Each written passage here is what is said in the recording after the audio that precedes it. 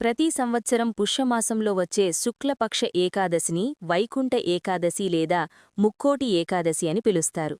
అసలు వైకుంఠ ఏకాదశి రోజున ఉత్తర ద్వారం ద్వారా స్వామిని ఎందుకు దర్శనం చేసుకోవాలి?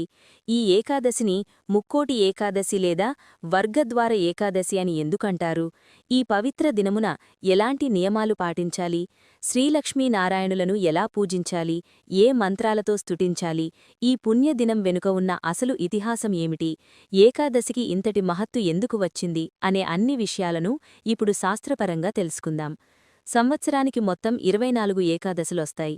వాటిలో ధనుర్మాస శుక్లపక్షంలో సూర్యుడు ధనస్రాశిలో ఉన్న సమయంలో వచ్చే ఏకాదశినే వైకుంఠ ఏకాదశిగా పిలుస్తారు.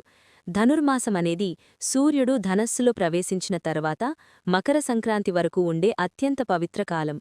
ఈ కాలంలో వచ్చే ఏకాదశి సాధారణ ఏకాదశి కాదు, అది విశేష ఫలితాలను ఇచ్చే మహాపుణ్యదినం.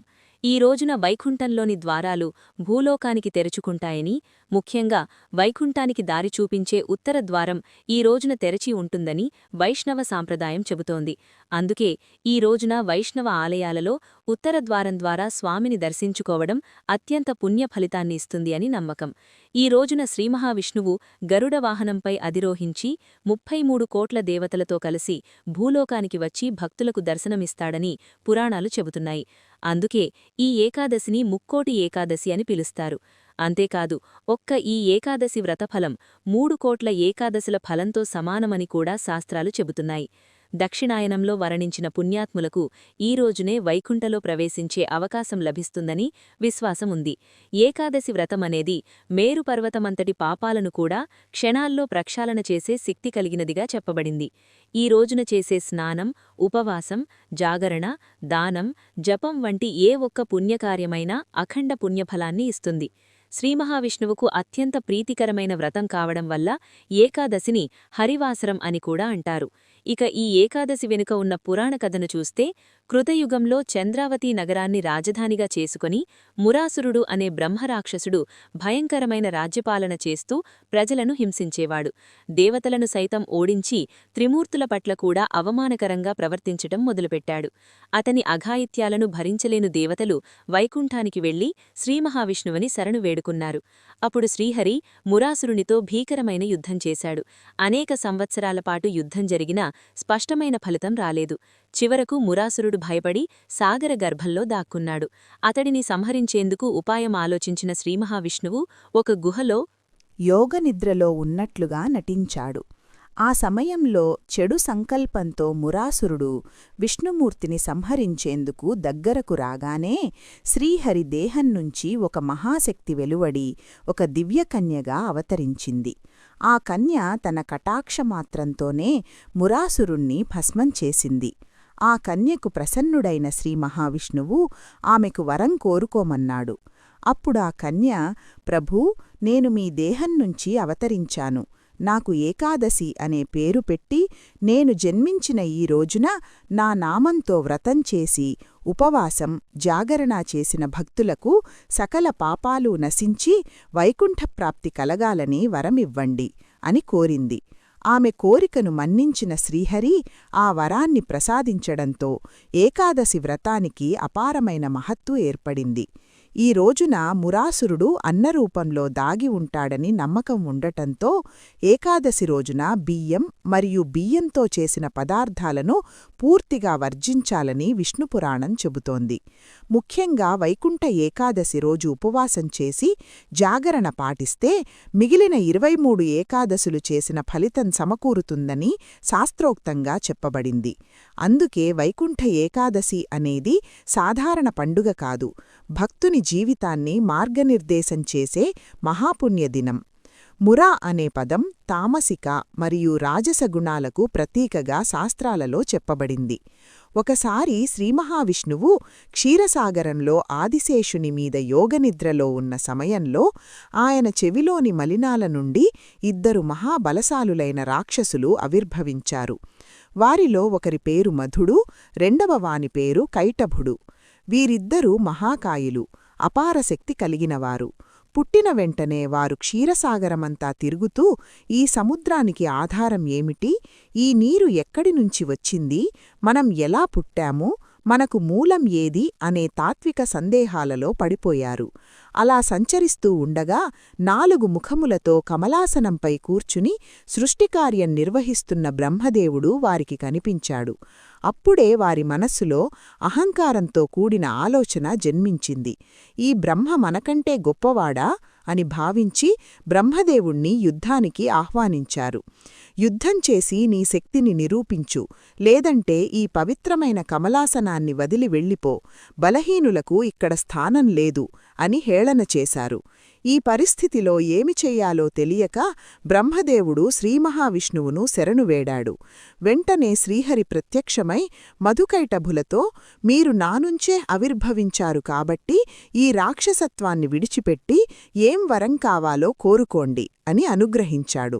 కాని అహంకారంతో నిండిన ఆ రాక్షసులు నవ్వుతూ, నువ్వు మాకు వరమివ్వడమేమిటి? నువ్వే మాకు ఏం వరం కావాలో కోరుకో, మేమే నిన్ను సంహరిస్తాం అని గర్వంతో మాట్లాడారు. వారి అహంకారాన్ని చూసిన శ్రీమహావిష్ణువు ప్రశాంతంగా, సరే అయితే నేను కోరుకునే వరం ఒక్కటే, మీరు నా చేతుల ద్వారానే మరణించాలి అని అన్నాడు. అప్పుడే వారి గర్వం కొంతమేర కరిగింది. సరే, నీ చేతుల ద్వారానే మరణిస్తాం, కాని మాతో యుద్ధం చెయ్యాలి అని వారు సవాలు విసిరారు.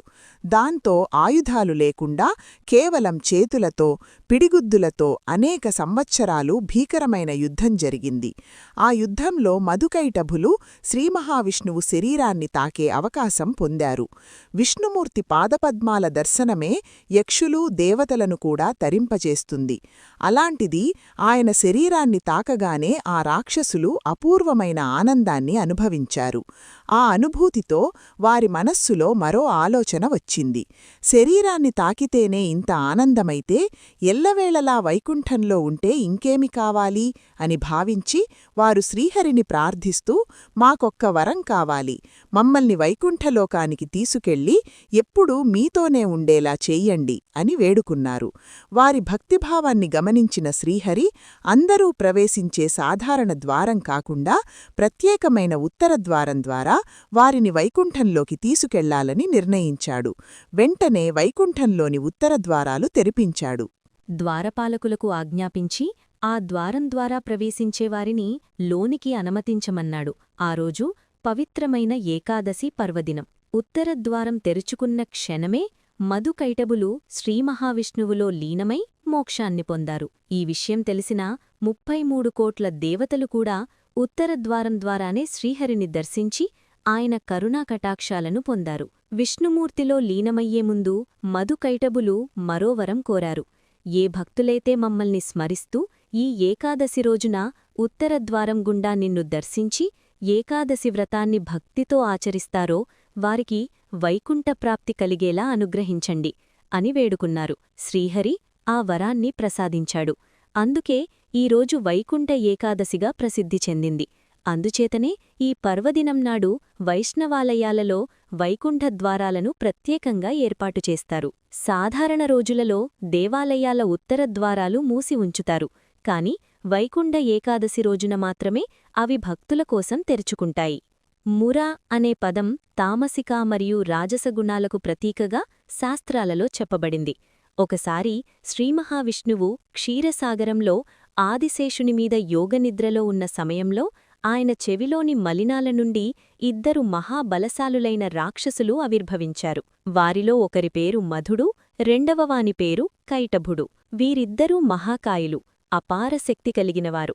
పుట్టిన వెంటనే వారు క్షీరసాగరమంతా తిరుగుతూ, ఈ సముద్రానికి ఆధారమేమిటి, ఈ నీరు ఎక్కడినుంచి వచ్చింది, మనం ఎలా పుట్టామో, మనకు మూలమేది అనే తాత్విక సందేహాలలో పడిపోయారు. అలా సంచరిస్తూ ఉండగా 4 ముఖములతో కమలాసనంపై కూర్చుని సృష్టికార్యం నిర్వహిస్తున్న బ్రహ్మదేవుడు వారికి కనిపించాడు. అప్పుడే వారి మనస్సులో అహంకారంతో కూడిన ఆలోచన జన్మించింది. ఈ బ్రహ్మ మనకంటే గొప్పవాడా అని భావించి బ్రహ్మదేవుణ్ణి యుద్ధానికి ఆహ్వానించారు. యుద్ధం చేసి నీ శక్తిని నిరూపించు, లేదంటే ఈ పవిత్రమైన కమలాసనాన్ని వదిలి వెళ్ళిపో, బలహీనులకు ఇక్కడ స్థానం లేదు అని హేళన చేశారు. ఈ పరిస్థితిలో ఏమి చెయ్యాలో తెలియక బ్రహ్మదేవుడు శ్రీమహావిష్ణువును శరణువేడాడు. వెంటనే శ్రీహరి ప్రత్యక్షమై మధుకైటభులతో మీరు నానుంచే ఆవిర్భవించారు కాబట్టి ఈ రాక్షసత్వాన్ని విడిచిపెట్టి ఏం వరం కావాలో కోరుకోండి అని అనుగ్రహించాడు. కాని అహంకారంతో నిండిన ఆ రాక్షసులు నవ్వుతూ నువ్వు మాకు వరమివ్వడమేంటి, నువ్వే మాకు ఏం వరం కావాలో కోరుకో, మేమే నిన్ను సంహరిస్తాం అని గర్వంతో మాట్లాడారు. వారి అహంకారాన్ని చూసిన శ్రీమహావిష్ణువు ప్రశాంతంగా సరే అయితే నేను కోరుకునే వరం ఒక్కటే, మీరు నా చేతుల ద్వారానే మరణించాలి అని అన్నాడు. అప్పుడే వారి గర్వం కొంతమేర కరిగింది. సరే నీ చేతుల ద్వారానే మరణిస్తాం, కాని మాతో యుద్ధం చెయ్యాలి అని వారు సవాళ్లు విసిరారు. దాంతో ఆయుధాలు లేకుండా కేవలం చేతులతో పిడిగుద్దులతో అనేక సంవత్సరాలు భీకరమైన యుద్ధం జరిగింది. ఆ యుద్ధంలో మధుకైటబులు శ్రీమహావిష్ణువు శరీరాన్ని తాకే అవకాశం పొందారు. విష్ణుమూర్తి పాదపద్మాల దర్శనమే యక్షులు దేవతలను కూడా తరింపచేస్తుంది.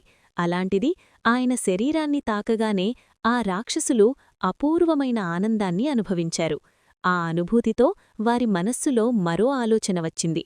శరీరాన్ని తాకితేనే ఇంత ఆనందమైతే ఎల్లవేళలా వైకుంఠంలో ఉంటే ఇంకేమి కావాలి అని భావించి వారు శ్రీహరిని ప్రార్థిస్తూ మాకొక్క వరం కావాలి, మమ్మల్ని వైకుంఠలోకానికి తీసుకెళ్లి ఎప్పుడూ మీతోనే ఉండేలా చెయ్యండి అని వేడుకున్నారు. వారి భక్తిభావాన్ని గమనించిన శ్రీహరి అందరూ ప్రవేశించే సాధారణ ద్వారం కాకుండా ప్రత్యేకమైన ఉత్తర ద్వారం ద్వారా వారిని వైకుంఠంలోకి తీసుకెళ్లాలని నిర్ణయించాడు. వెంటనే వైకుంఠంలోని ఉత్తర ద్వారాలను తెరిపించాడు. ద్వారపాలకులకు ఆజ్ఞాపించి ఆ ద్వారం ద్వారా ప్రవేశించేవారిని లోనికి అనుమతించమన్నాడు. ఆ రోజు పవిత్రమైన ఏకాదశి పర్వదినం. ఉత్తరద్వారం తెరుచుకున్న క్షణమే మధుకైటబులు శ్రీమహావిష్ణువులో లీనమై మోక్షాన్ని పొందారు. ఈ విషయం తెలిసిన 33 కోట్ల దేవతలు కూడా ఉత్తరద్వారం ద్వారానే శ్రీహరిని దర్శించి ఆయన కరుణాకటాక్షాలను పొందారు. విష్ణుమూర్తిలో లీనమయ్యే ముందు మధుకైటబులు మరో వరం కోరారు. ఏ భక్తులైతే మమ్మల్ని స్మరిస్తూ ఈ ఏకాదశి రోజున ఉత్తరద్వారం గుండా నిన్ను దర్శించి ఏకాదశి వ్రతాన్ని భక్తితో ఆచరిస్తారో వారికి వైకుంఠప్రాప్తి కలిగేలా అనుగ్రహించండి అని వేడుకున్నారు. శ్రీహరి ఆ వరాన్ని ప్రసాదించాడు. అందుకే ఈరోజు వైకుంఠ ఏకాదశిగా ప్రసిద్ధి చెందింది. అందుచేతనే ఈ పర్వదినం నాడు వైష్ణవాలయాలలో వైకుంఠ ద్వారాలను ప్రత్యేకంగా ఏర్పాటు చేస్తారు. సాధారణ రోజులలో దేవాలయాల ఉత్తర ద్వారాలు మూసి ఉంచుతారు. కాని వైకుంఠ ఏకాదశి రోజున మాత్రమే అవి భక్తుల కోసం తెరుచుకుంటాయి. మురా అనే పదం తామసిక మరియు రాజసగుణాలకు ప్రతీకగా శాస్త్రాలలో చెప్పబడింది. ఒకసారి శ్రీమహావిష్ణువు క్షీరసాగరంలో ఆదిశేషునిమీద యోగనిద్రలో ఉన్న సమయంలో ఆయన చెవిలోని మలినాల నుండి 2 మహాబలశాలులైన రాక్షసులు ఆవిర్భవించారు. వారిలో ఒకరి పేరు మధుడు, రెండవవాని పేరు కైటభుడు. వీరిద్దరూ మహాకాయులు, అపార శక్తి కలిగినవారు.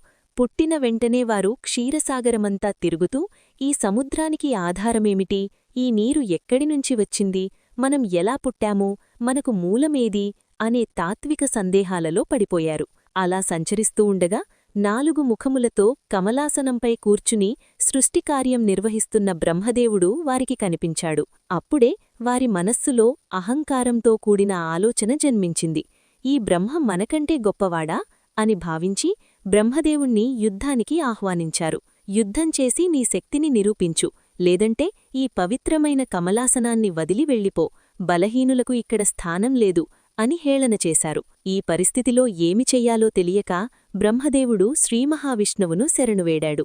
వెంటనే శ్రీహరి ప్రత్యక్షమై మధుకైటభులతో మీరు నానుంచే ఆవిర్భవించారు కాబట్టి ఈ రాక్షసత్వాన్ని విడిచిపెట్టి ఏం వరం కావాలో కోరుకోండి అని అనుగ్రహించాడు. కాని అహంకారంతో నిండిన ఆ రాక్షసులు నవ్వుతూ నువ్వు మాకు వరమివ్వడమేంటి, నువ్వే మాకు ఏం వరం కావాలో కోరుకో, మేమే నిన్ను సంహరిస్తాం అని గర్వంతో మాట్లాడారు. వారి అహంకారాన్ని చూసిన శ్రీమహావిష్ణువు ప్రశాంతంగా సరే అయితే నేను కోరుకునే వరం ఒక్కటే, మీరు నా చేతుల ద్వారానే మరణించాలి అని అన్నాడు. అప్పుడే వారి గర్వం కొంతమేర కరిగింది.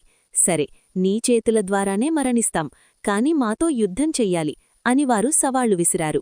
దాంతో ఆయుధాలు లేకుండా కేవలం చేతులతో పిడిగుద్దులతో అనేక సంవత్సరాలు భీకరమైన యుద్ధం జరిగింది.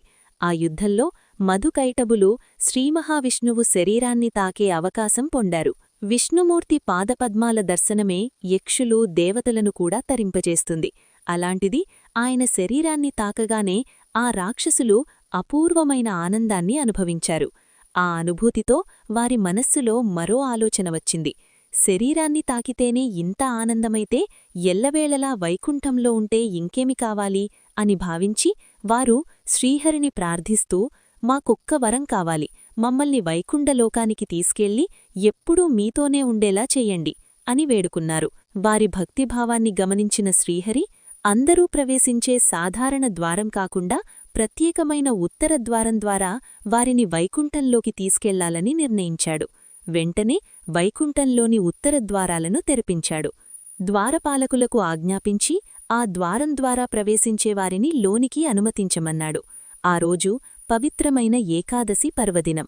ఉత్తరద్వారం తెరుచుకున్న క్షణమే మధుకైటబులు శ్రీమహావిష్ణువులో లీనమై మోక్షాన్ని పొందారు. ఈ విషయం తెలిసిన 33 కోట్ల దేవతలు కూడా ఉత్తరద్వారం ద్వారానే శ్రీహరిని దర్శించి ఆయన కరుణాకటాక్షాలను పొందారు. విష్ణుమూర్తిలో లీనమయ్యే ముందు మధుకైటబులు మరో వరం కోరారు.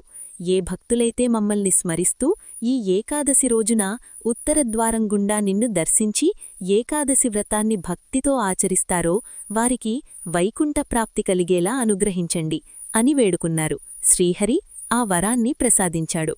అందుకే ఈరోజు వైకుంఠ ఏకాదశిగా ప్రసిద్ధి చెందింది. అందుచేతనే ఈ పర్వదినం నాడు వైష్ణవాలయాలలో వైకుంఠ ద్వారాలను ప్రత్యేకంగా ఏర్పాటు చేస్తారు. సాధారణ రోజులలో దేవాలయాల ఉత్తర ద్వారాలు మూసి ఉంచుతారు.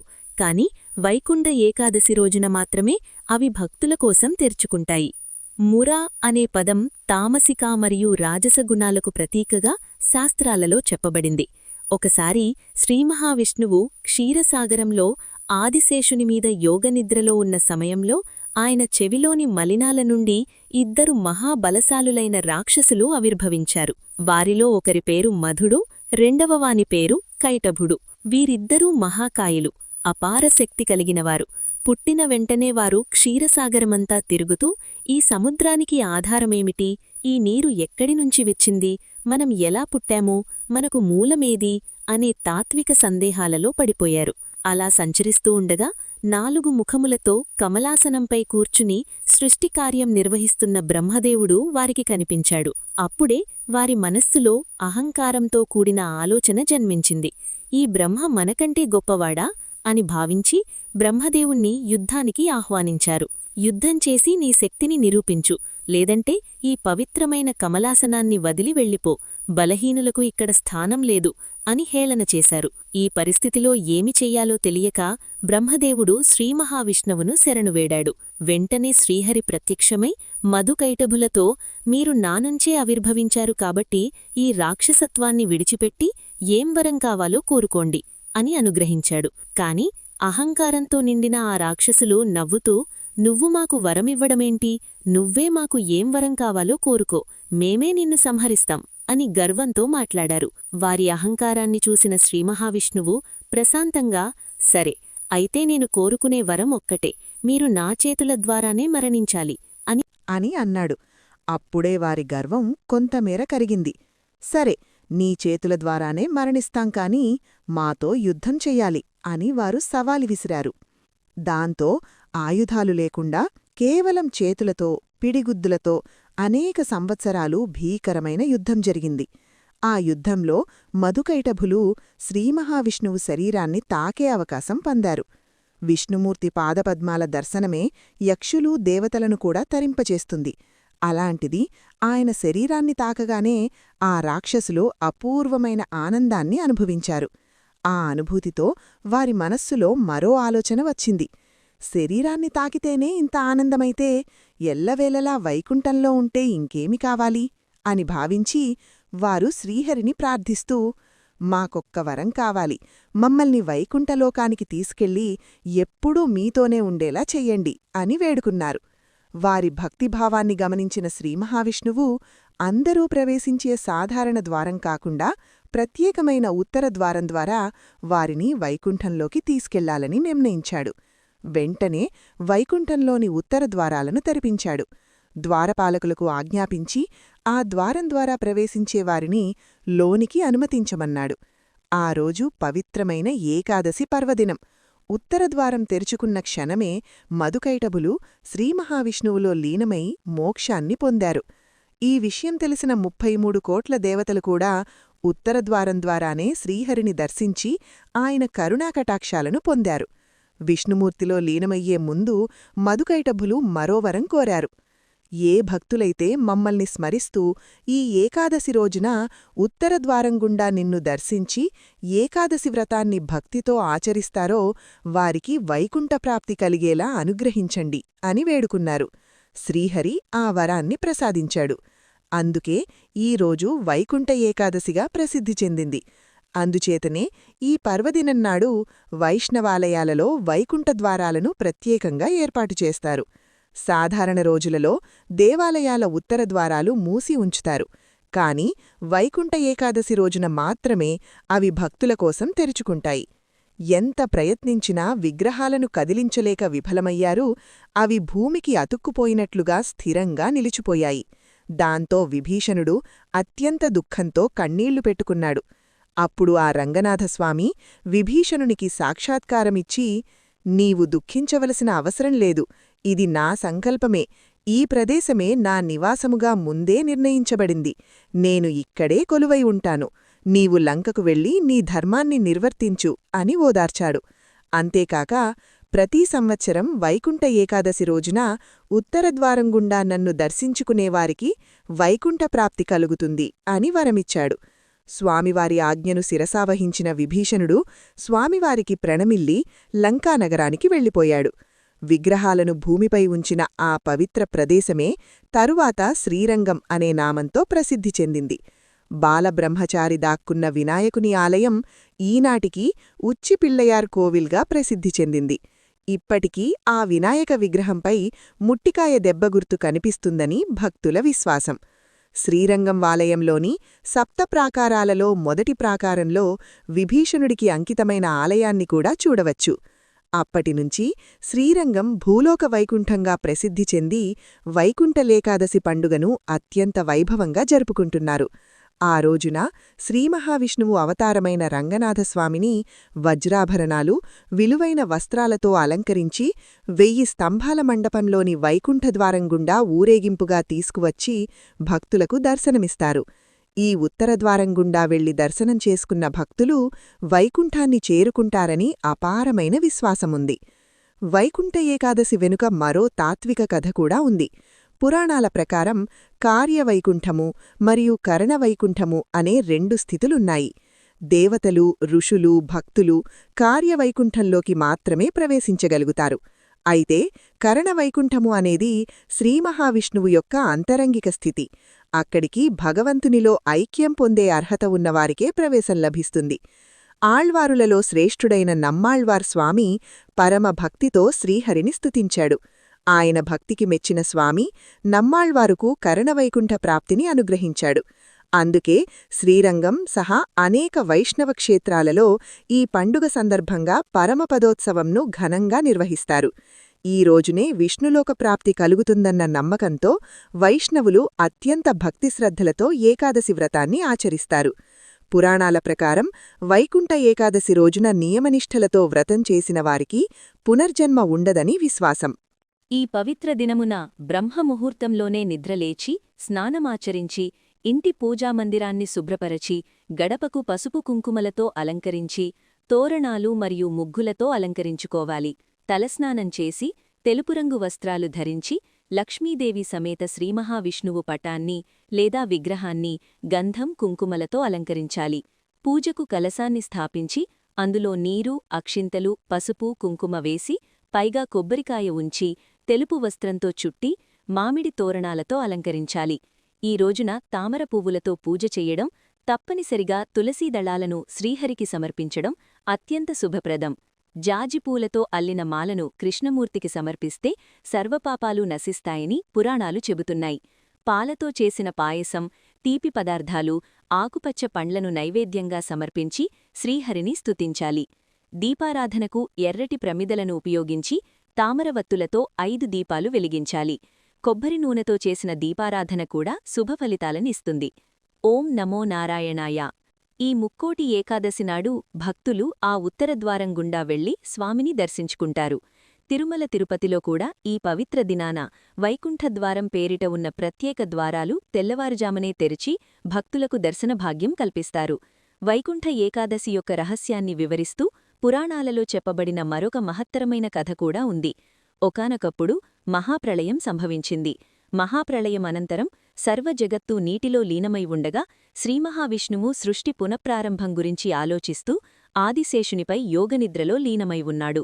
అప్పుడు పంచభూతాత్మకమైన ఆకాశం, వాయువు, అగ్ని, జలం, భూమి అన్నీ ఆయన సంకల్పంతో మళ్లీ రూపుదిద్దుకున్నాయి. శ్రీహరి నాభి నుండి ఒక మహాకమలము ఉద్భవించింది. ఆ కమలంలో నుండి బ్రహ్మదేవుడు అవతరించాడు. శ్రీమహావిష్ణువు బ్రహ్మకు వేదాలు, ఉపనిషత్తులు, మంత్రాలు, తంత్రాలు, శాస్త్రాలన్నీ బోధించాడు. అన్ని విద్యలు అర్థమైనప్పటికీ జ్యోతిష్యశాస్త్రం మాత్రం బ్రహ్మకు సంపూర్ణంగా బోధపడలేదు. ఈ విషయాన్ని బ్రహ్మ శ్రీమహావిష్ణువుని ప్రార్థిస్తూ నివేదించగా స్వామి శ్రీరంగనాథ స్వరూపంలో తన దివ్య పరివారంతో సహా ఓంకారాకార విమానంలో దర్శనమిచ్చాడు. ఆ విమానం పరమ పవిత్రమైన ఓంకార స్వరూపంలో వెలుగొందింది. ఆ స్వరూపంలో స్వామి బ్రహ్మకు జ్యోతిష్యశాస్త్రాన్ని సంపూర్ణంగా బోధించి తిరిగి వైకుంఠానికి వెళ్లేందుకు సిద్ధమయ్యాడు. అప్పుడు బ్రహ్మదేవుడు, దేవతలు, మహర్షులు, మానవాళి అంతా నిన్ను సాక్షాత్తుగా దర్శించుకునేలా నీవు భూలోకంలో విగ్రహరూపంలో కొలువుదీరాలని ప్రార్థించాడు. బ్రహ్మ ప్రార్థనను మన్నించిన శ్రీహరి విమానంతో పాటు విగ్రహరూపంలో కూడా కొలువుదీరేందుకు అంగీకరించాడు. ఆ దివ్య విమాన విగ్రహాన్ని గరుత్మంతుడే తన వీపుపై మోసుకుని బ్రహ్మలోకానికి తీసుకురొచ్చాడు. బ్రహ్మదేవుడు ఆగమ శాస్త్రోక్త విధానంలో పూజలు నిర్వహించి విరజానది తీరంలో ఆ విగ్రహాన్ని ప్రతిష్ఠించాడు.